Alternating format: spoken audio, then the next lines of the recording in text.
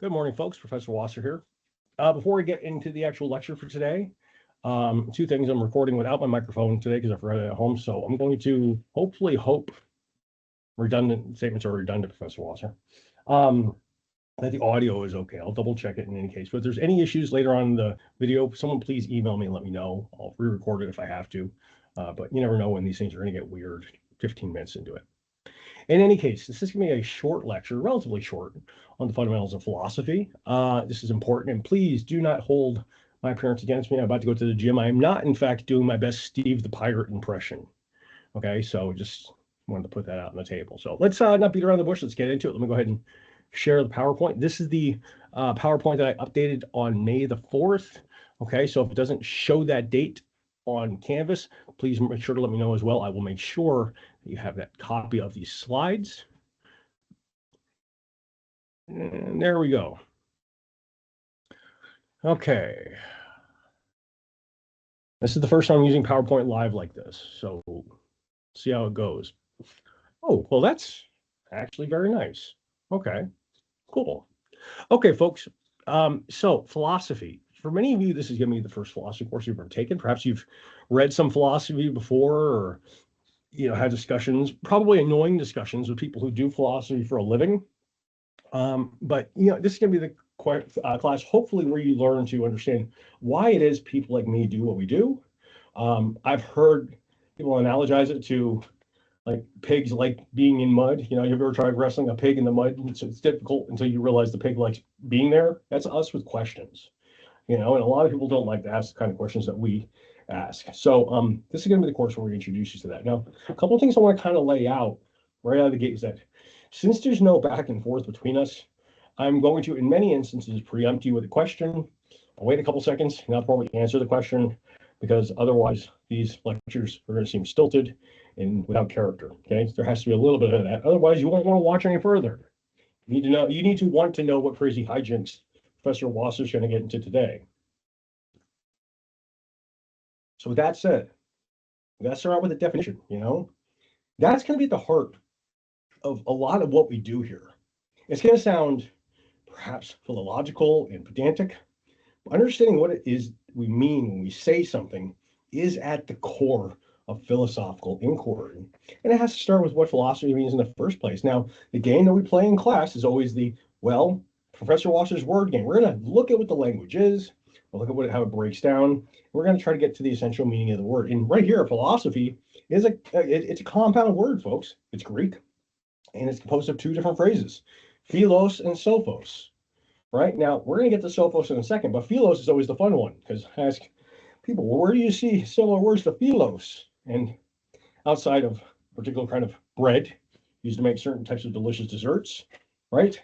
I usually have to kind of urge students on at this point. I usually get one or two answers, right? I'll either hear people talk about Philadelphia, or, I always go with bibliophile, but if I say Jeffrey Epstein, you'll know what kind of philia I'm mentioning, right? So philia, philos, right? Now let's think about Philadelphia. What's a nickname for Philadelphia? Well, city of brotherly love. Philos, Delphos. Okay, well, which one of those do you think means brother? Which one do you think means love? Spoiler alert, philos means to love something. Philia means to love something. Okay, now, in other classes, we might get into the question about the nature of love. What does it mean to love a thing, right? It's even weirder in context of, recent historical issues. Okay, but for the time being, we'll just say love. Now, sophos must mean something else, folks. When it comes to your tests, if anybody here writes knowledge on their test, love of knowledge, I'm going to crumple up a paper, come to your classroom that you're in next in real person, and I'm going to throw a piece of paper at that definition at you, okay? Because knowledge is not what philosophy is necessarily in attempting to love, okay? It's wisdom, okay? And wisdom and knowledge are not necessarily the same thing. Now, we're going to get into that conversation here in a little bit. We talk about Plato and Parmenides and whatnot. But for the time being, get that definition burned into your brain. Philos, love, wisdom, sophos, What it means to love wisdom is another matter entirely. But for the time being, that's the definition we have to kind of move forward with. And really, I think most of us, to a certain extent, we're all kind of philosophers in our own way. You philosophize oftentimes without ever having thought about it. Okay. As a matter of fact, and this leads into the next question. So do many other people in different age groups that you wouldn't normally consider. Like 2-year-olds. Why is the sky blue? What's beyond the stars? How long does it go on? Mother said it goes on forever and ever and ever. That's a quote. Don't mind me being mawkish and sentimental. Folks, philosophers ask the same types of questions the 2-year-olds ask.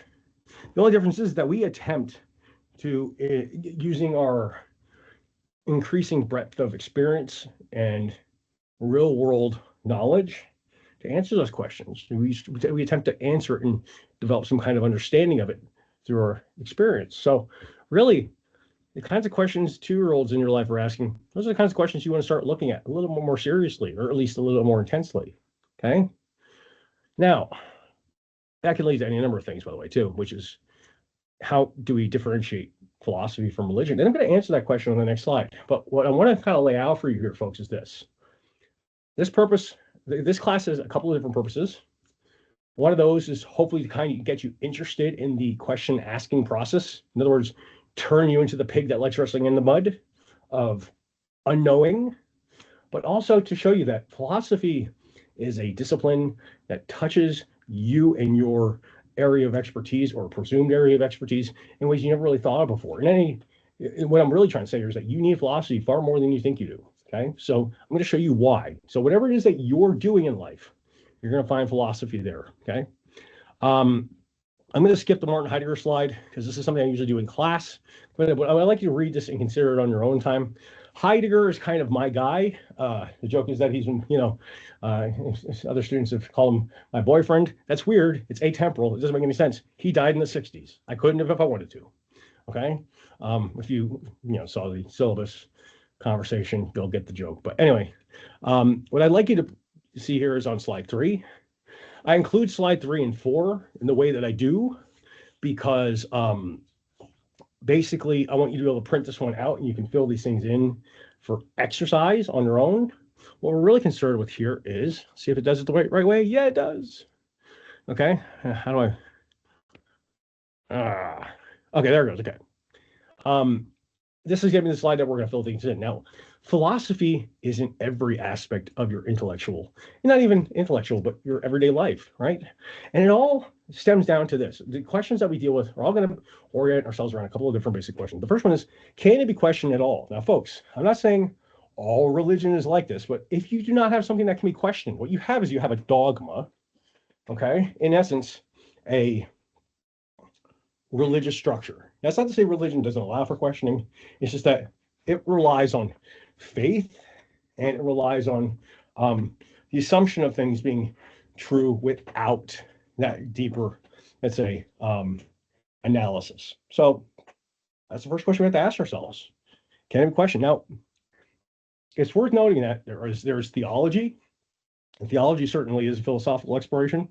Kierkegaard's existential philosophy, which we're going to be doing here in a couple of weeks. I'm sorry, I had coffee earlier. I'm having a little bit of reflux. That's philosophy par excellence. Okay, but for the most part, the question about whether a thing can be questioned, undermined, and eliminated in a certain case or strengthened in other cases, that's not something that applies to religion in a certain sense. Now, let's say we can question it. We're already en route to where normal scholarship lives, right?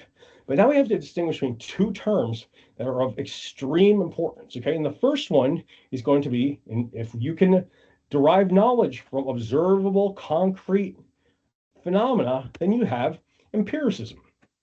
Now, think about what I just said. Knowledge derived from concrete observation. That should resonate with all of you already who've gone past 5th grade education. What studies are concerned with observing something and detailing the experience? The sciences, folks. The sciences are empirical.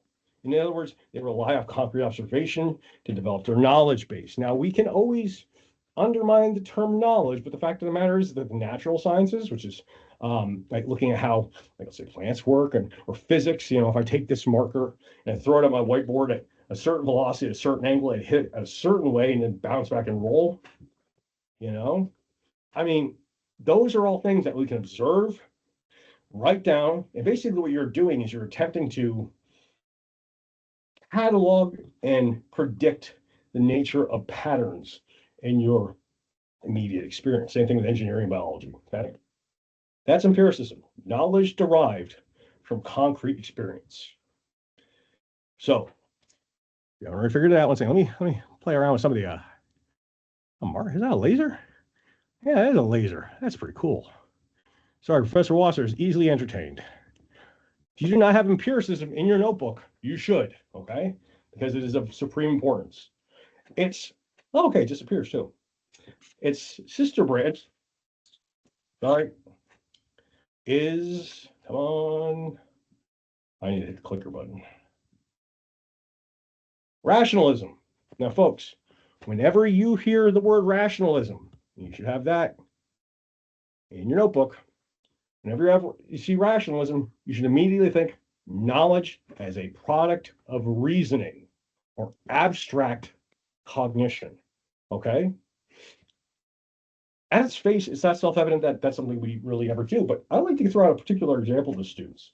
And this is important because, you'll go to a math class and you'll talk about two of something, right? Okay, two of something. Well, what the hell does that even mean, right? Like, clearly, two markers, right? Well, here's the thing. The markers are physical and empirical. They're not two. Do you ever see two in the world? The thing that usually gets a chuckle from at least one or two of my students is I will then at this point to one of you who looks especially interested and say, okay, what I'd like you to do is I'd like you to go grab your Pokeball and catch a wild two roaming about campus.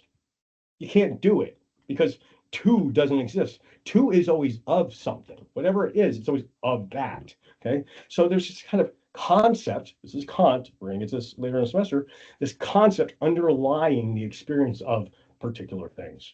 And that's not empirical. That's cognition, and it's not self-evident that any other species but us does that in the way that we do it. So, by the way, if anybody does happen to catch a wild two roaming about, please catch it so I can give it that magic candy or whatever it was from the game, and I can get my leveled up version of it so I can beat the other trainers. Someone's going to laugh at that, I promise. Okay? So, rationalism, knowledge derived from reasoning or abstract cognition, or abstraction, even if you want to go there. Now, we're still not done yet. What kind of person what kind of person primarily uses rationalism in their, career? Well, we have to ask ourselves, can we prove what it is they're trying to cognize about? You're trying to abstract out. And if we can, we have certain types of questions, right? Those are mathematical questions. Folks, you need to know this definition because what you've probably been calling mathematics for the entirety of your life is one form of mathematics. Okay? You've got algebra, you've got trigonometry, those are not mathematics per se. Those are forms of mathematics. And mathematics are all those rational problems solved through reasoning, that can be solved by a proof. Now, you know this whether you realize it or not, right? I could come in here and I could put a syllogism on the board, and we're going to cover syllogisms when we talk about Descartes and epistemology, but a syllogism is basically just a word problem, okay? And here it is. Like, you start off with a major premise. Socrates is a man. You throw out another premise or proposition. All men are mortal, okay? And then you have to come up with a conclusion. Therefore, Socrates must be a mortal. Well, that's just a mathematical problem, folks. It's no different than 2 plus 2 equals 4. 2 plus 2, therefore 4. Same thing. And I can even say it like this. S is M, all M are IM, therefore S is IM. Or, that's immortal. In any case, you get what I'm saying. No, terrible word symbolic logic in my brain. Okay? That's all mathematics is, folks. And we have different variations of that, right? We have logic, which is kind of what I just rolled through. We have fundamental mathematics, like uh, algebra and trigonometry and calculus. We have set theory. Bertrand Russell and Gottlieb Frege were two notable examples of that. Gottlieb Frege drove himself insane with set theory. We're going to talk about why that is a little later. With theoretical physics, like string theory, where they try to understand the nature of the cosmos using mathematics as a universal language. So right there, that's how mathematics fits into this. Not like me, I can't remember what we consider regular mathematics to be called brain burden. It'll come to me. I'll post it up in the announcements and laugh at myself. Okay, so mathematics, all those rational problems that can be solved by a proof. Well, what problems can't be solved by a proof? Spoiler alert, folks, if it can't be solved by a proof, what you have is you have philosophy. And philosophy are all those rational and irrational problems that cannot be solved by a proof. And that's where we start seeing the four basic branches of philosophy. Now, you're going to notice there are four branches here. If you go to other philosophy classes, you'll have a philosophy professor that might look at you like you're a little bit nutty. And here's why. Most classes break this down to five. What they do is they break axiology down into ethics and aesthetics.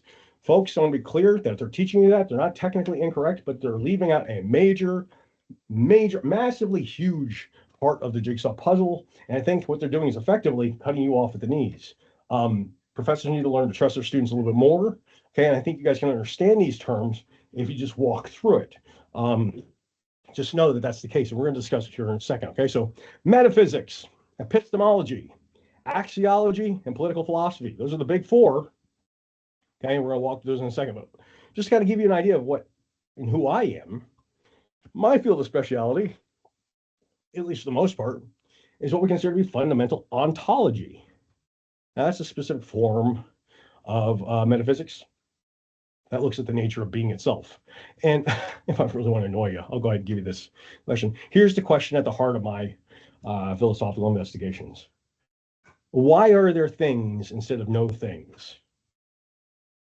I'll leave that there. You stew on that for a little bit, and I'll see you at the end of the semester, and you can curse my name up until then. Okay, but yeah, it's the kind of question that philosophers deal with, folks. Why are there things instead of no things?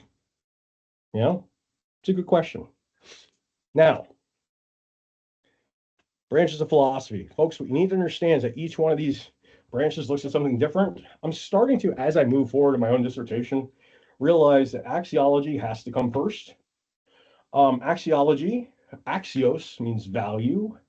And I think value is a terrible, horrible, no good, rotten phrase because I think it throws people off. Value just means a position in between two poles, whatever those two poles are.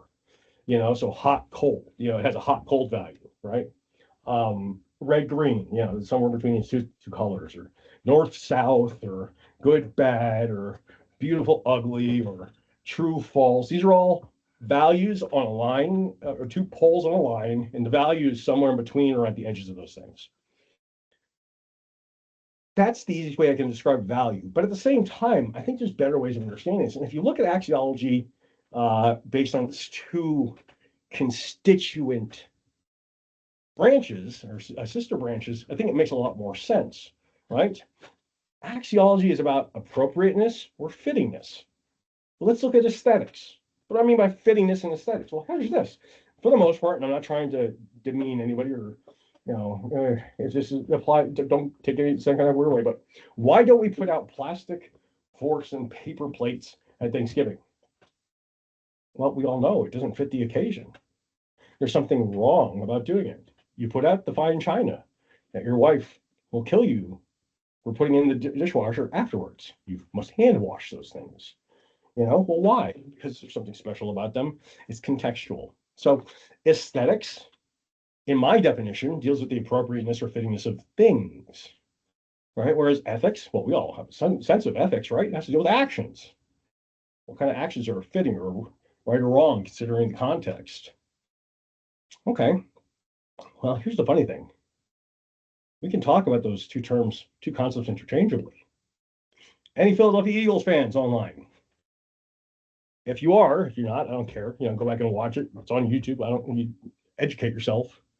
If I were to say the words Philly, Philly, You'll know what I'm talking about. 2018 Super Bowl, Nick Foles catching a touchdown pass from Darren Sproles, it was, I think, for a 21-yard touchdown run. Nick Foles is Napoleon Dynamite, folks. Literally, him without the glasses.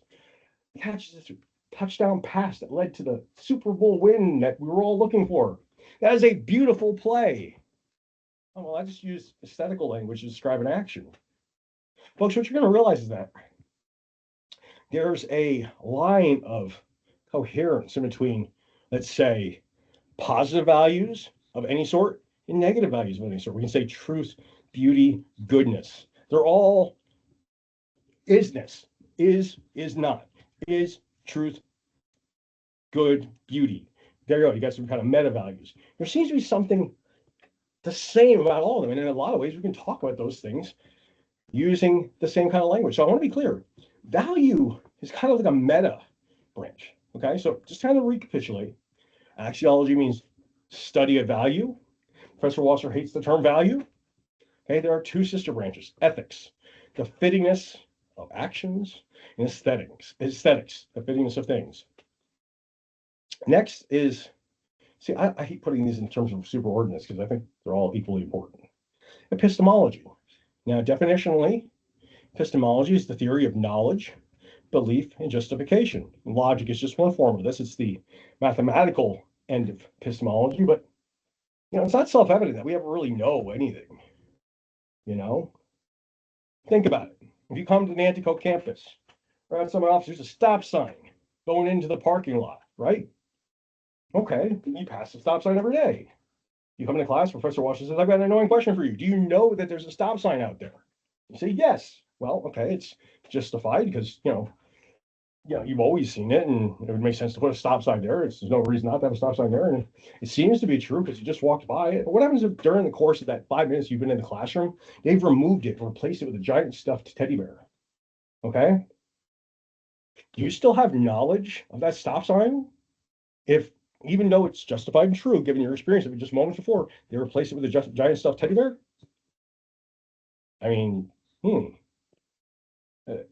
you don't seem to have knowledge anymore. You seem to have a previously justified opinion. But the fact of the matter is that, folks, at any given point, we can upset our knowledge of things. Knowledge is a very tenuous term. Okay. In week 5 or 6, I believe it is, we're going to get into take part. We're going to talk about basic concepts of belief justification. We're going to talk about foundationalism and coherentism. And one of my favorite philosophers, Susan Hack, and her concept of foundationism. Okay. But you need to know that, folks. In this class, you need to start, as Nietzsche would say, philosophizing with a hammer. You need to start looking at your beliefs and your opinions and start just kind of tapping at them to see which ones are a little softer than you think they are. As he says, resonate with the sound of an inflated bowel, because those are the beliefs that you're going to have to start trying to eliminate from your life. Metaphysics, ontology, we already talked about that in theology a little bit, but I'm going to sum up metaphysics pretty quick, folks. Look at the word. What does it mean to be meta? Oh, that's so meta, Professor Wasser. Deadpool's so meta. He's up in outside of the narrative, right? He's aware of the narrative because he's kind of outside of it. Metaphysics is the exact same thing. It's looking at the physical world or the manifest world or the experiential world and trying to understand its inner workings. You're trying to understand its bigger implications. So metaphysics is all about big picture questions that, in all fairness, many of which are never going to get answered. Why are there things instead of no things? Is there a God? What does it mean to be in quotes, question mark? Difficult questions, folks. The last one is political philosophy. This is where I make my necessary joke about a Hercules cartoon with Danny DeVito as Phil, political Phil, where Danny DeVito is just going on about philosophical questions. Political Phil is what I call a mutt genre. If you are not aware, a mutt is a breed of dog that is a mixture of any number of other breeds of dogs. The funny thing about mutt genres is they're exceptionally resilient, and they last longer. And it's an apt metaphor because political philosophy has been around as long as humans have been social. And to the best of our knowledge, we've always been social, right? Because all of our recorded history shows us doing social things. Thing is, political philosophy doesn't have a basis in itself. It's always rooted in questions from the other disciplines. So if I ask you the fundamental question of political philosophy, what constitutes a just society? We can already see some of the other questions. What is justice? That's metaphysical. How do we know when we've achieved a just society? That's epistemological. Ethics. What does an agent in a just society, how does an agent in a just society act? Or how do we treat criminals? Folks, these are all based in the other branches, but it all has to deal with politics, right? So, yeah, those are the four main branches. Okay, so like I said, in other philosophy classes, you're probably going to see ethics, aesthetics, epistemology, metaphysics, and political philosophy. I'm trying to set you up for success. Okay, just remember, there's four branches. One of them's got two sister branches. Okay, so there's that. Now, a couple of things coming up. One second. How do I move this forward? Yeah. Okay. Cool. In the next couple of weeks, we're really going to hammer these concepts. First of all, we're going to hammer those four disciplines. I'm going to bring them up almost every video from here until the end of the semester. Okay. Just get ready for that. I want you to commit empiricism and rationalism to memory. And think about it. How does it apply to your career field? Are you more of an empiricist or a rationalist? For those who haven't already figured this out, there's no such thing as a pure empiricist. There's no such thing as a pure rationalist. Okay? Someone says they are, point and laugh at them. They're stupid. They're not empiricists or rationalists. They're just stupid. Okay? And you have every right to laugh at them. Don't take that to heart. I don't actually mean that. Don't point and laugh at anybody. It's mean. Professor Wasser. We're going to talk about terms like realism and idealism. Realism and idealism have to deal with where the nature of reality comes from. Like, how do we, what is really real? Okay, we're not going to get into it today, but we're going to cover it in the next 2 weeks. And then monism and dualism. Is there one big thing, or is reality composed of many small individual things? The answer is not as clear as you think it probably is at this point. Okay, so just get ready for this. As Morgan Freeman would say, Morgan Freeman, Morgan Freeman, Morgan Freeman. Now, here's some objections to philosophical inquiry, okay? And it's worth knowing these because what is usually construed as a bug in philosophy, those are actually the features, folks. I'm going to make a hopefully strong argument for that. And if not, I'll make a stronger argument over the next 11 weeks. But you need to understand these because this is where, your drunk uncle or aunt at Thanksgiving, the one that's either, well, okay, you got your aunt who hates everything to do with Trump, and then you got your uncle who's got the Trump AR-15 that he carries with him all over the place. In any case, either one of those roles is about to say, well, what are you going to do with philosophy in real world? And these are the kind of things they're going to pose to you. Okay, so for instance, anything goes, anything seems to go, right? So, yeah, folks. Exactly. That's actually the feature of philosophy because you're not relegated to asking questions about this phenomenon or that. Really, whatever really interests you has some philosophical value, right? It's just understanding why it applies and how it applies. This is something that's going to be consistent in other disciplines too. As long as you understand how to explain why it's relevant, then it's relevant, right? So that's actually part of the philosophical draw. I mean, I love those questions, folks. It makes the ennui of everyday life somewhat bearable, I'd argue. It doesn't produce anything. Pardon the phrase, that's bullshit. Just because, my philosophizing doesn't produce a physical, tangible object doesn't mean it doesn't produce a student who feels more comfortable with their own neuroses. I've had students who have various forms of neuroses that they use philosophy as a coping mechanism. There's other students who use philosophy as a way to guide their way through their career field. I have one student who's a accountant who's very interested in how he comes to judgments about things. Philosophy does that too. There's no production in the literal physical sense, but it produces something about your state of being. So yeah, if we want to talk about production, maybe that is it. It's just not tangible, arguably, unless you're a professor, in which case you'll produce texts like I do. So yeah, folks, anything goes and it doesn't produce anything. Yeah, those are the features, just because it doesn't, make a physical thing doesn't mean it's not worth something. Okay. Value, right? Axiology. Here's some consequences. Now, this is actually important to discuss because, folks, Um, Nobody needs to see my kneecaps because I'm in my gym shorts. I'm ready to go to the gym. Philosophical answers, by their nature, are going to be controversial. So why I always kind of laugh when people are like, "Well, we need to have trigger warnings, and we need to avoid sensitive topics." No, we need to address the sensitive topics, folks. Go out and read Mein Kampf. Not because I want you to turn into new 2026 Hitler, or as Grok calls itself, Mecha Hitler. But because you need to understand the state of being and frame of mind of someone as psychotic as Hitler, and then you can understand that kind of temperament in the world, right? Well, that's a controversial topic in itself. Go out and read Hitler. you know, Someone's going to report to the building five, and I'm going to have to justify that. In any case, folks, controversial topics are what drive the intellectual mindset and the scholarly mindset. Remember, scholarship is a Greek word, means schola, right? And schola means leisure. In other words, as a scholar, you study all the wonderful trivialities of life. Reading Hemingway, I'm reading Farewell to Arms right now. That's not going to build my shed. It's not going to pay my taxes, but it's going to give me insight into some of the things I saw when I was in the military that I didn't perhaps cope with as well as I could have. You need to understand that, folks. Controversy is not to be avoided. It's to be dealt with. It's a question of how you deal with the controversy. It's the most important part. Here's the one that people don't see the grasp. Some people think philosophy is the easiest thing in the world. Oh, you just think about stupid crap. This is true. I can sit here and contemplate the meaning of my print here, duck and a cup of coffee. I'm not making that up. There it is. Duck and a cup of coffee. Philosophy is hard, folks. It forces you to look at things in a way perhaps you never thought you could, or it's going to ask you to look at things in a way that you never wanted to. Okay? And it's going to force you to ask questions that perhaps are disconcerting. Okay?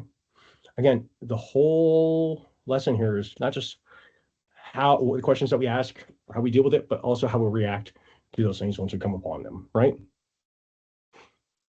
Philosophy is difficult, but some of the best things in life are difficult. Me getting natural 20-inch arms is very difficult. Here's to it, right? So there's that. Okay, one final slide, and then we're going to close this lecture for today. This is how to read and do philosophy.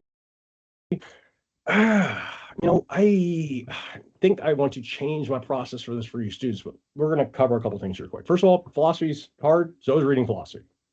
A lot of what makes reading philosophy hard is the fact that you're going to be reading people from different centuries, some as far back as the 400, 500 BCs.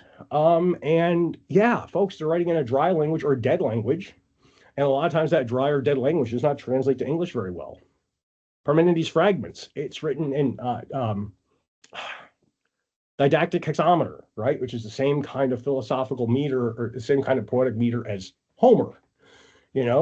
Well, folks, you got to be aware of that. Now, maybe that's something you write about in your bibliography entries, right? Remember, you got to summarize and pull out one thing that was interesting or provocative or troublesome to you. Maybe the way it's written is something that you feel like you need to engage with. Don't make it every entry, but don't do that for like every philosopher. But if there's one that really provokes you that way, go for it. Now, here's my process, folks. Your initial read through of any particular one of these philosophers, because you only got a week to do it, really. Get through it as fast as you just give it a skim read. Okay? Just so you get the basic gist. I'm going to give you the broad strokes. In fact, you have my lecture note. Jesus. Tums it's coming, folks. Folks, when you hit 40, just buy stock in this stuff. I'm going to give you the broad strokes of these philosophical views. In fact, from the moment the week opens, you have access to my lecture notes in the form of my slides. I want to be clear. My slides are my lecture notes. Okay, so yeah, go with those. But at the same time, get through the material, get a basic gist, and then if you can, go through the second reading. Now, in my physical classes, this is where I actually suggest an annotated bibliography entry. You guys are doing that for your major assignment. So hey, you're already on step 3, right? So please just be aware of that. I want to be clear as a closing point that it's not the same as reading normal prose. Hemingway, I love reading Hemingway. Outstanding writer, very engaging. Immanuel Kant, not so much. So what you need to do is you need to give yourself time to read these things, because when I read Kant's first critique for the first time in its entirety by myself for no other reason than just to read it, was during COVID. And it took me like a month to get through the first section, you know? It was that dense. So you need to give yourself time to read these things, folks. Don't sit on it. Don't wait till the night prior. I'm going to know. It's going to be evident in your work. Okay, so. Okay, that's it for today. Hopefully in the next lecture, I'll be a little bit more professorial than this, my Steve the Pirate look. But in any case, folks, we're going to be doing William Barrett's Metaphilosophy, and you should be reading chapter 6 in Irrational Man, Flight from Laputa, which we'll talk about why that's a funny word in the initial couple of moments of that discussion. Have a good day, folks. Bye. Stop presenting. There we go. And stop recording. Oh.